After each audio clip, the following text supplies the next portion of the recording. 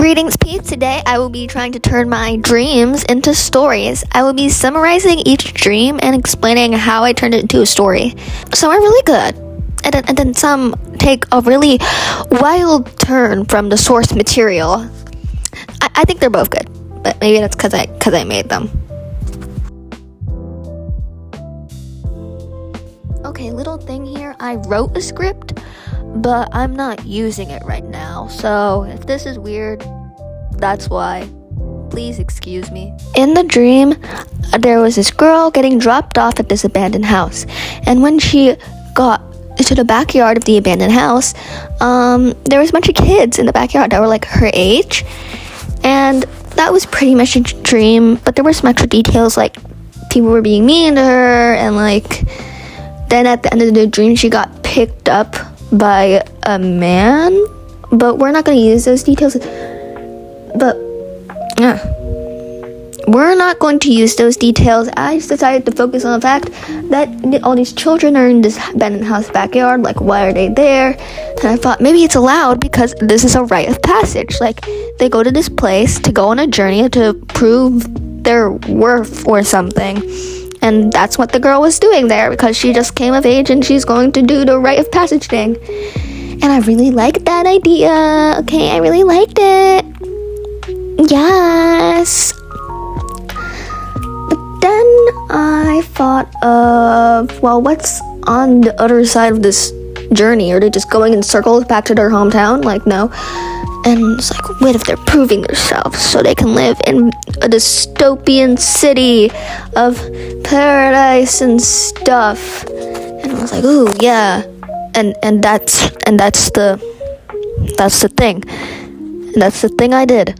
I'm not sure where to squeeze this in, but I put her in a dress because I thought of the idea of maybe her family doesn't want her to go because all the other kids were so experienced, but she's inexperienced, so maybe they didn't want her to go and stuff, so that's why I put her in a dress. But then my dad pointed out, how the heck is a dress gonna stop her from doing something? And I was like, oh my god, you're right. So then eventually I thought of the idea, what if she ran away from home on her birthday night?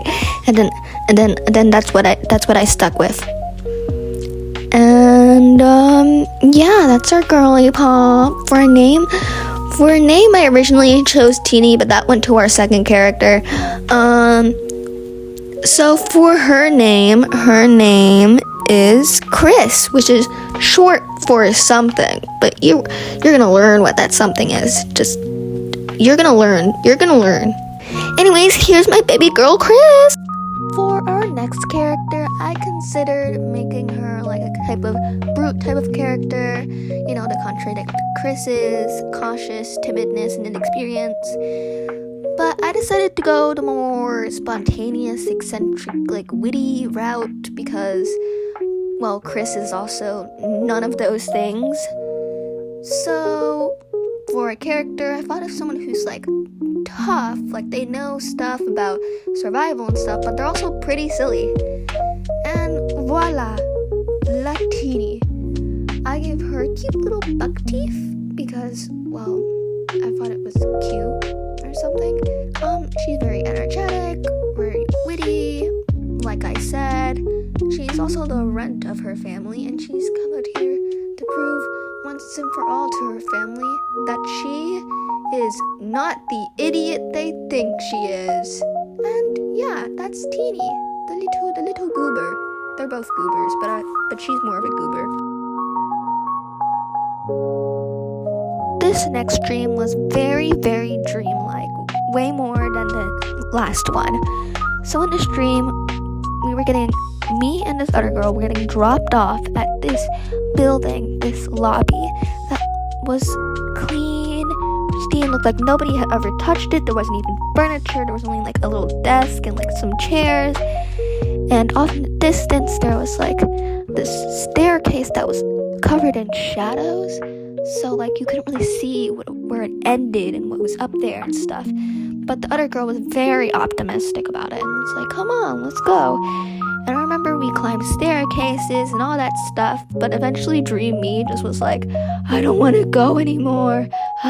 Because dream me acts very different than real me would act in situations, like, I guess, more adventurous. But here she was just lazy or something. I don't know. Anyways, that was, like, basically the dream. Yeah. And I remember we were looking for something. Whatever. Let's get into the characters. Okay. First character is the dream girl. The girl in my dream. I remember that her name was Taylor. Now in the dream, she was blonde and white. But for some reason, when I drew her, I made her brown and gave her dark hair. I guess just to make it feel less like it was still the dream. Anyways, Taylor is very optimistic, very nice, very joyful about things. She always sees the bright side. She's very smart, actually. And her assignment partner, Mizzy, spelled Mizzy. Do you get it? Because it's like Missy, but it's Mizzy. Anyways, Missy is very grouchy, I'd say. Not like Grinch or like Scrooge grouchy, but like she's up there somewhere. She's very nice, but she appears not very approachable. Like, she looks like she'd want to, if she had the chance, she would snap you in half. That's what she looks like. She's not very tidy, but she is very good at, like, staying focused, not getting distracted. She is actually the team leader. Meanwhile, Taylor is like her assistant partner. Now, one thing I want to say, these two are dating. It's eerie. It's eerie. I wasn't gonna say it, but it's eerie. Anyways, the story is that in this world, the lobby was very liminal space vibes in the dream, so I just felt like, to heck with it, let's just go with the whole liminal space backrooms vibe. The backrooms starts leaking into reality. It's uncontrollable, like leaking into people's homes and taking over, and I'm scared. So they had to make this whole department of people to take care of, like, the liminal space leaking into reality. And just like police and like doctors, you had to go to school to become one of these people. And that's what Taylor and Missy are doing. They are in school training to become like these liminal officers or whatever. And they're actually on their final assignment of their final year of school before they can enter the workforce and finally become actual, like, agents. And their final assignment. But when they're done with this final assignment, this final test, the portal that leads into the liminal space they were training in closes. Well, thankfully, they are trapped, but thankfully, this space is not a real liminal space. That the real ones are the ones that are infecting the people's homes. But this is artificially created to realistically be like, it's created to look like and feel like the actual spaces, but it's not one of them. But unfortunately, because it was just meant for training, there is no way out. There is no way out except into other rooms. So these two have to try to find a way out in a room with no way out. And they had to survive together, and it was test of their love or whatever. No, not test of their love. Why am I making this romantic? I don't want to. Anyways, they have to find out how to get out of there, and they have a third teammate. Actually, they have two more teammates. Have a third teammate who operates the portal, so maybe that teammate closed the portal, but I'm gonna save them for a whole other video because I don't want this to get too long. Anyways, yeah, that's Taylor and Missy. I have some crazy ideas for them.